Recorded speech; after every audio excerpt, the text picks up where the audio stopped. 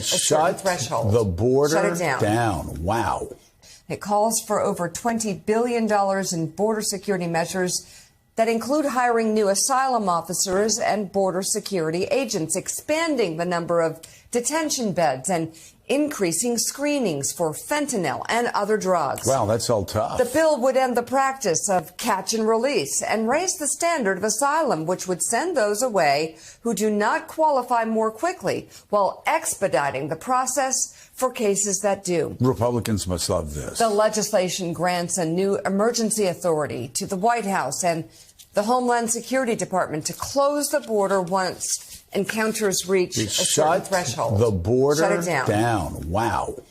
The House Republican leadership say they won't bring the bill up for a vote, with Speaker Mike Johnson saying it's even worse than expected. No, it's that's not. Just a lie. I'm a little confused how it's worse than expected when it builds border wall, expands deportation flights, expands ICE officers, Border Patrol officers, detention beds, how it creates a faster process for deportation, how it clears up a lot of the long-term issues and loopholes that have existed in the asylum law, and then gives us an emergency authority that stops the chaos right now on the border. To go down it's a Republican wish list. And now, just because Mike is being told by Donald not to pass this bill, to continue to allow fentanyl to flood into the country, continue to allow illegal immigrants to flood into this country, what do we have? We have a situation where they want to keep the border open because it's bad for America, and they believe what's bad for America is good for Donald Trump. It seems like the border is going to go unaddressed, and this is something that poll after poll shows Americans want its leaders to deal with. Republicans for months have said we will, until Donald Trump said, I'd like to preserve that as a campaign issue.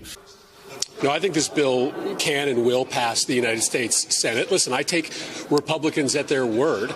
Last fall, when we tried to pass legislation through the Senate that would fund Ukraine, that would stop Vladimir Putin from winning this war, Republicans said, no, we won't support Ukraine funding unless you come to a bipartisan deal to try to better control the border.